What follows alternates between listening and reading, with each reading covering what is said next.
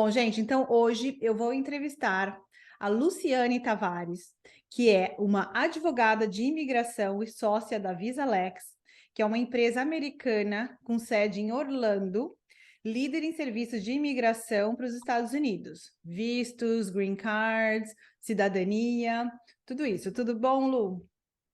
Tudo bem, e você?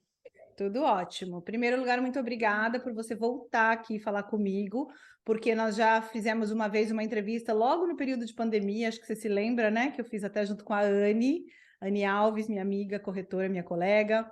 E agora, nesse momento que nós estamos vivendo, eu resolvi colocar esse webinar, né, para os meus clientes, para quem me assiste, e tem determinados assuntos que são muito importantes no processo, que eles sempre vêm para mim no processo de preparação do cliente para compra ou venda de um imóvel, eles têm muitas dúvidas, e eu resolvi falar com 5 profissionais dessas áreas específicas, e eu pensei, lógico, em você, em primeiro lugar, quando eu pensei, quero trazer alguém para falar sobre as atualidades de imigração para os meus clientes, para a minha audiência. Então, eu vou te fazer algumas perguntas aqui para a gente passar para essas pessoas o que tem de mais atual nesse assunto imigração aqui para os Estados Unidos, e muitas dessas perguntas vão se relacionar diretamente ao brasileiro que investe aqui, que quer se legalizar, que quer morar, que quer comprar um imóvel, enfim. Então vamos lá. Lu, a primeira coisa, uma coisa que eu quero também falar para vocês é que a Luciane, ela é uma advogada licenciada em 5 estados aqui nos Estados Unidos. E, Lu, explica para gente por que é importante eu falar para todo mundo aqui que você é licenciada, porque você já é uma advogada, entendeu? Mas por que é tão importante isso? Primeiramente, muito obrigada por estar aqui, né, por convidar eu novamente. É sempre bom estar conversando com, né, o povo brasileiro, tentando ajudá-los de como imigrar para os Estados Unidos. Então, muito obrigada. Por que é importante ser licenciada? Porque no momento, principalmente com a situação econômica e política no Brasil, né, a gente tem que estar 50-50, isso tem aumentado muito a procura de pessoas querendo imigrar para os Estados Unidos. Com isso, você vê que muitas pessoas vão se tornar especialistas de imigrações, né, de imigração para cá. E, então, às vezes, as pessoas com desespero de vir para os Estados Unidos, ele escutar que alguém, olha, eu consigo aplicar um processo, eu consigo fazer isso. No desespero, eles acreditam, né, que aquilo é o suficiente. Já talvez está morando aqui nos Estados Unidos para fazer esse processo. E muito importante que as pessoas sabem que quando você tem uma pessoa trabalhando que é licenciada, significa que a lei protege você. Então, vamos supor, a pessoa que contratou, da mesma forma que eu até gosto de usar um exemplo, de você estar contratando um médico. Então, vamos supor, você vai contratar um médico para fazer uma operação. Se aquele médico que está te operando, ele fez alguma coisa errada, tem todas as leis nos Estados Unidos para proteger aquele paciente, porque ele foi, né, sofreu alguma coisa, acho que na mão de uma pessoa que tinha licença, tinha uma autorização do governo para estar dando aquela assistência para ele. Tá? Agora, se a pessoa foi fazer com aquilo com um enfermeiro, vamos supor, o enfermeiro não é autorizado de fazer aquele tipo de operação, a lei dos Estados Unidos toma a posição que ele assumiu o risco, ele sabia que aquela pessoa era uma enfermeira e deixou a pessoa operar quando claramente não podia estar fazendo uma operação. Então, na verdade, aquela pessoa então está um pouco mais desprotegido, bem mais desprotegido. Então, a mesma coisa como você está contratando um advogado. Se você contrata um advogado licenciado para te representar, uma pessoa que tem uma autorização para representar você junto à imigração, se por algum motivo, Deus o livre e guarde, alguma coisa aconteceu, mudança da vida da sua família para cá, você também tem a proteção, porque o advogado vai precisar estar fazendo tudo de acordo com a lei e para respeitar a própria licença dele, porque também vocês têm a mesma proteção. Você contratou uma pessoa que está autorizado a representar você diante a imigração, entendeu? Então é muito importante de você estar pensando nisso quando contratar um profissional. Ele é licenciado nos Estados Unidos também, porque você também está lidando com advogados licenciados nos Estados Unidos para representar você junto a órgãos americanos, tá bom? Então, isso é importante de você estar lidando, porque às vezes você vai procurar uma pessoa por custos, né, porque é mais barato, ou porque, né, muitas pessoas falam, olha, ele faz de tudo, ele vai facilitar o processo, e você não quer isso, você quer uma coisa certa, uma coisa séria, que você participa no processo do começo ao fim. Muito importante que o que a gente tem visto, infelizmente, no campo que eu trabalho, eu tenho muitos clientes que vêm até a mim com situações gravíssimas, que foram, às vezes, enganados por outras pessoas, então pagou um absurdo e não teve nenhum resultado, ou descobriu que foi documentos falsos encaminhados junto à imigração. Então, é muito importante que você contrate uma pessoa séria, porque às vezes uma coisinha que você faz aqui pode ter uma repercussão muito grande para o resto da sua vida.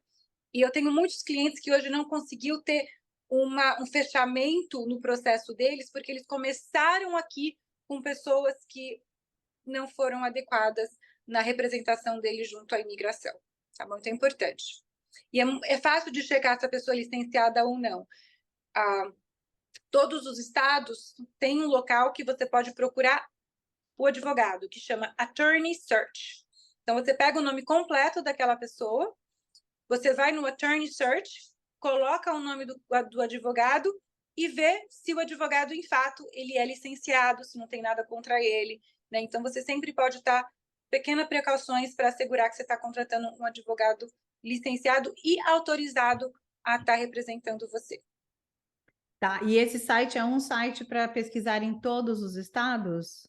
Ou é um para Não, cada é estado? um por estado. Então, é importante você saber Tá, qual o estado que aquele advogado é licenciado. Para imigração, a gente está lidando com leis federais. Então, desde que aquele advogado seja licenciado em qualquer estado nos Estados Unidos, ele está autorizado para representar aquele cliente. Agora, se você está lidando com leis estaduais, que é, vamos supor, lei de contrato, de divórcio, isso você vai precisar de um advogado licenciado naquele estado que você vai precisar aquela situação resolvida. Então, aí você precisa ter certeza que aquele advogado é licenciado naquele estado também. Entendeu? tá, entendi. Bom, de qualquer maneira, eu vou deixar o seu contato depois que acabar essa entrevista abaixo nas informações, e aí qualquer pessoa que quiser marcar uma consulta com você, vai ter todas essas informações lá para você tirar todos Sim, esses, né, essas dúvidas.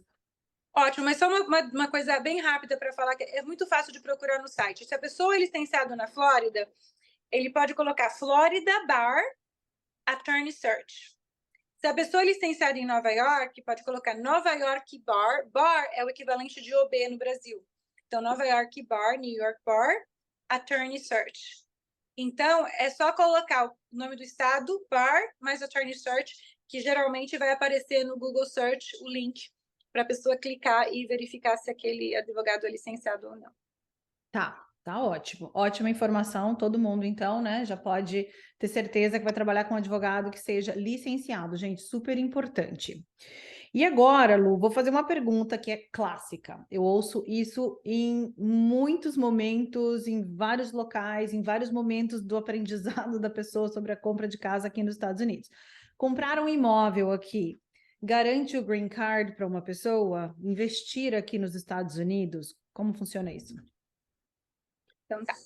A compra só não, porque tem imóveis caríssimos, né?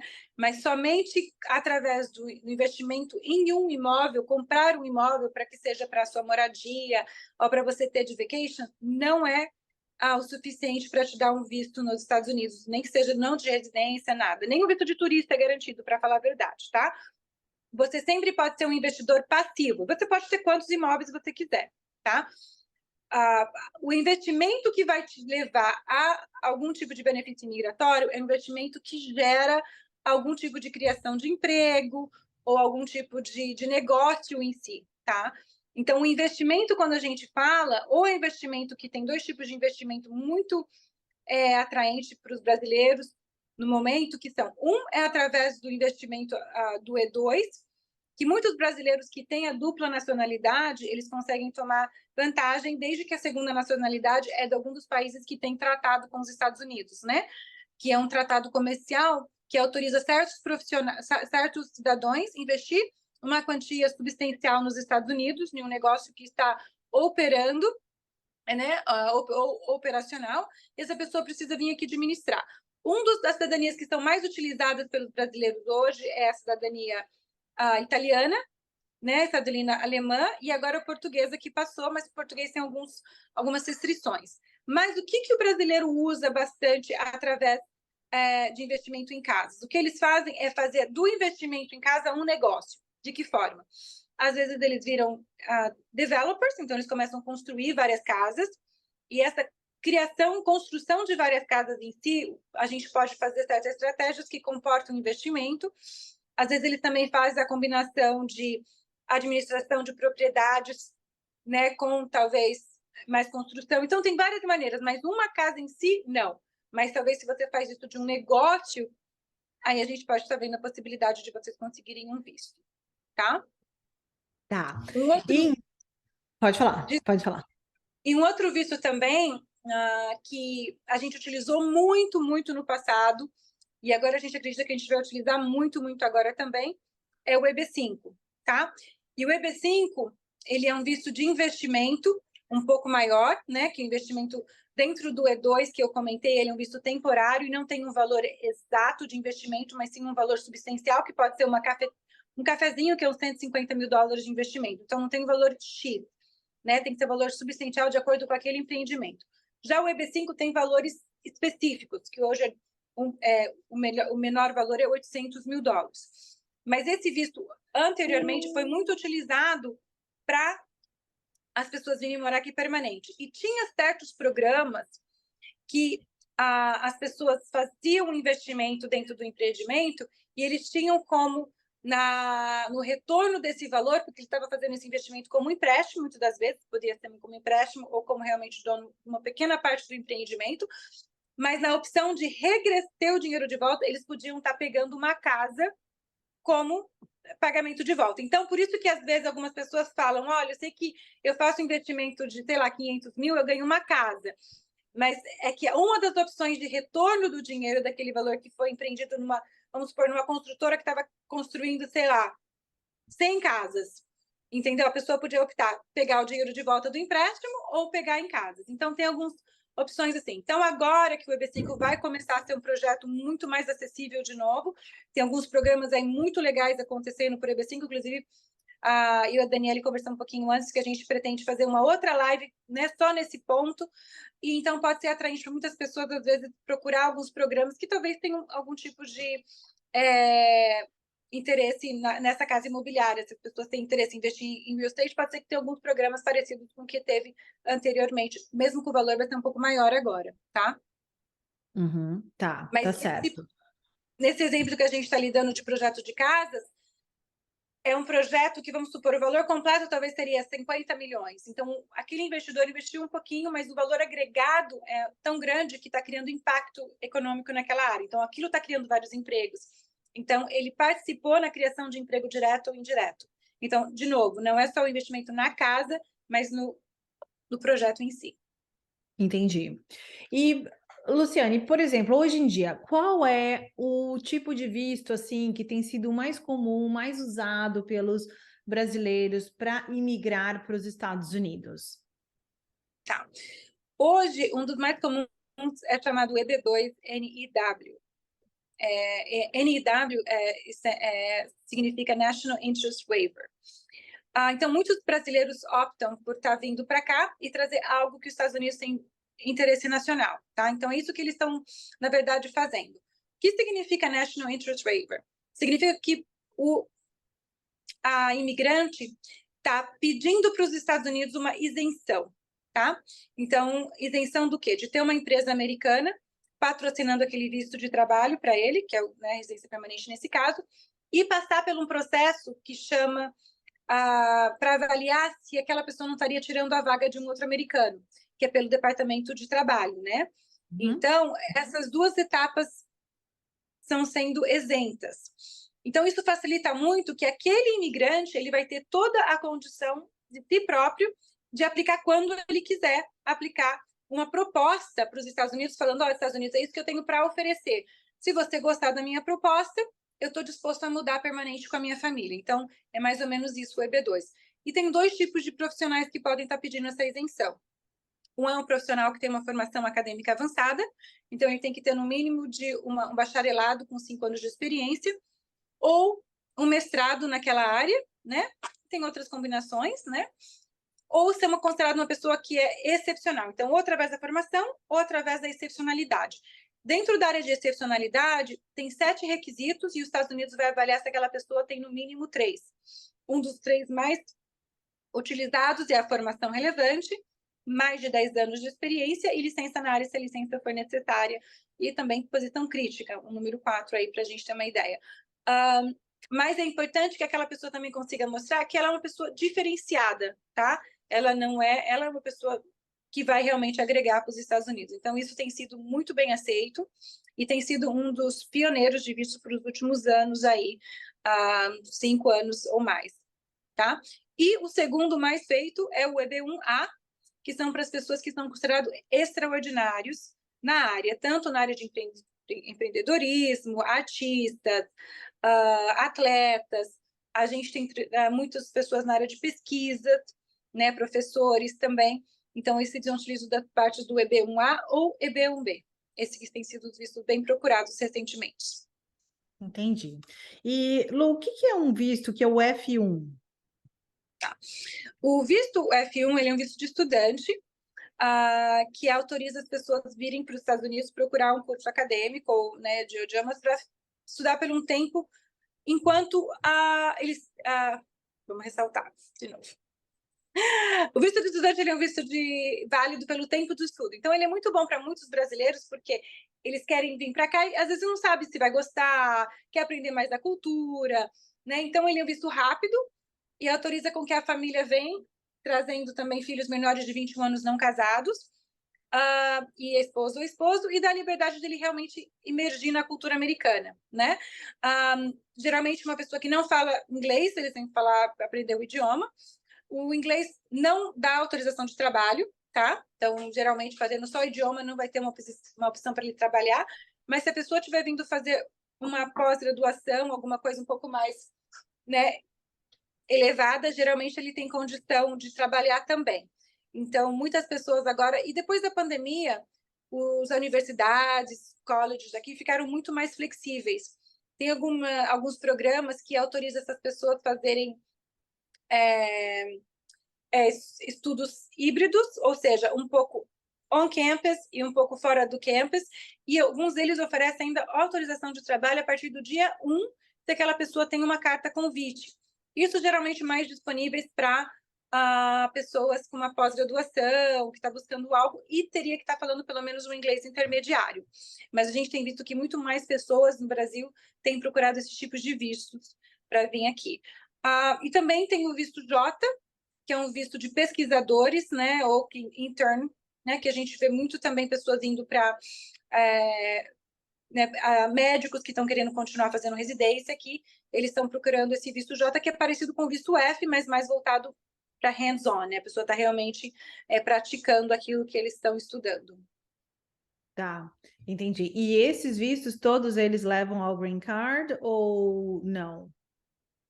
Então, o visto F1 ele é um visto não imigrante, tanto o visto F1 quanto o J1. As pessoas precisam ter intenção de retornar para o país de origem uma vez que completaram o programa. Se eles estiverem aqui e decidirem ficar, mudarem, né, a intenção, eles podem mudar de status internamente, se manter um status legal, válido aqui, mas eles vão precisar entrar em um outro tipo de processo para se legalizar.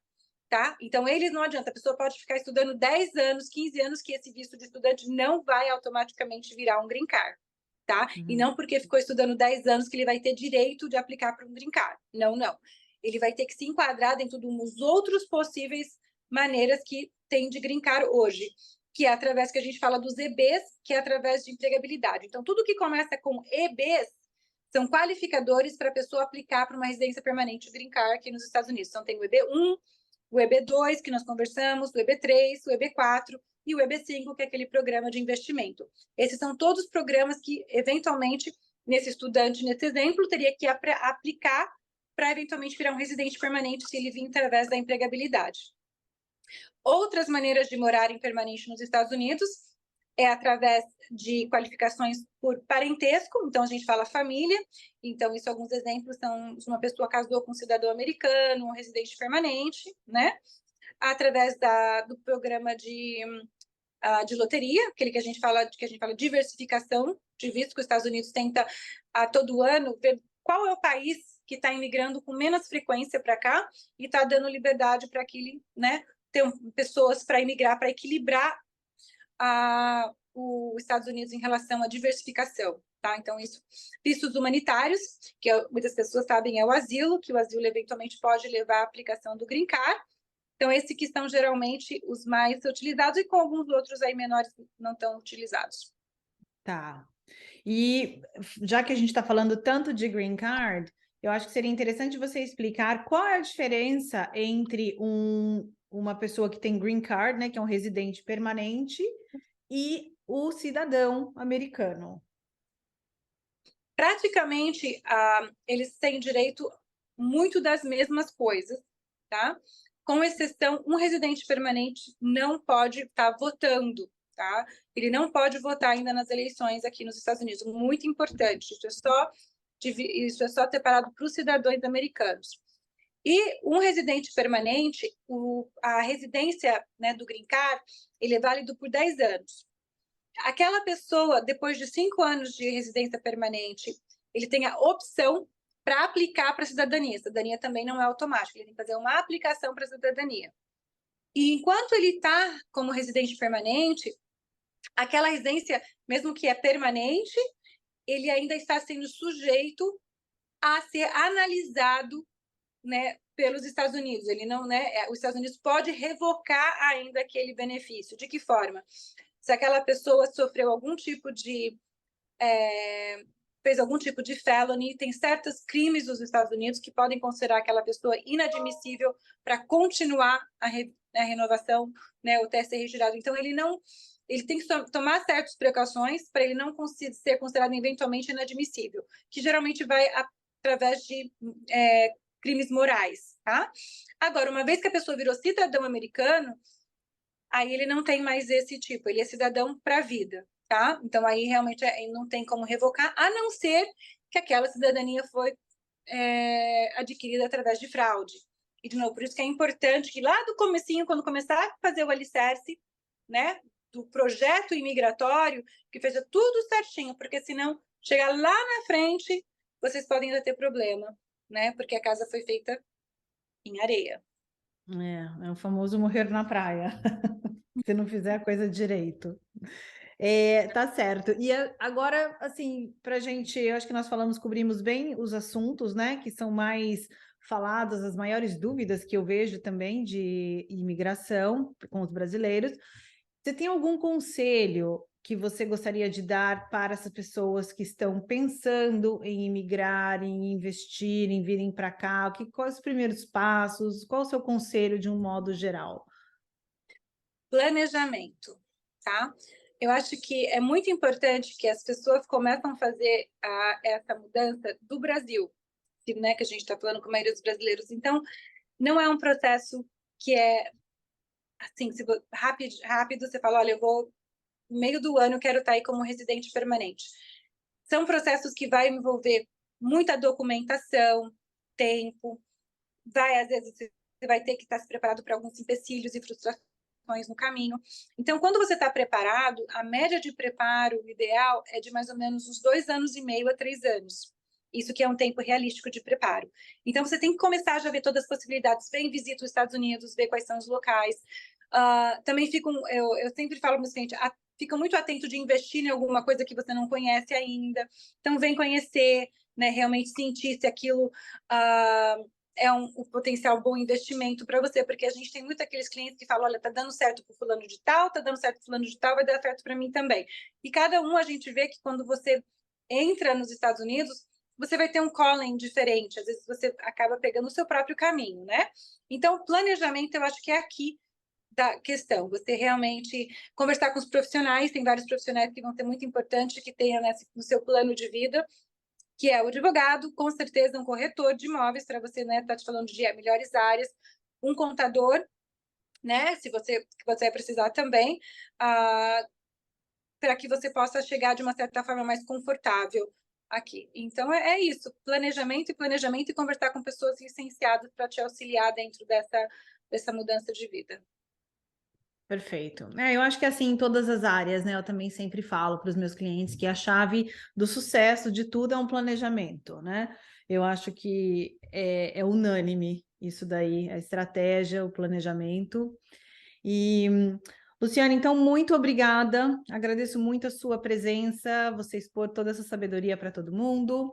E eu vou colocar também, vou disponibilizar todas as informações do VisaLex aqui, contatos, mas se você quiser falar agora nesse áudio, aqui nesse vídeo, já o contato, que as pessoas queiram entrar em contato com vocês, qual é a melhor maneira? Então, perfeito. Então, para vocês entrarem em contato com a gente, vocês podem estar entrando em contato pelo próprio site da VisaLex, né? www.visalex com X no final.com. Lá tem um link que você pode fazer um agendamento conosco, está conversando com a gente, marcando 30 minutos por uma consulta gratuita para a gente estar vendo todas as opções imigratórias. Ou você também pode estar entrando em contato, né? Ela vai ter pelo nosso Instagram, que é Visalex _LLC. Lá também dá a opção de você entrar em contato com a gente por Instagram e outras opções de consultas também. Tá bom? Tá ótimo, muito obrigada. Então, eu agradeço. E aí, quando você tiver mais notícias sobre este projeto de lei aí do EB5 que você comentou, aí você me avisa que a gente faz uma live, um webinar, alguma coisa desse tipo, para passar essa informação para essas pessoas que possam se beneficiar, né? Perfeito. Muito obrigada, viu? Foi um prazer. Obrigada a você. Tchau. Tchau.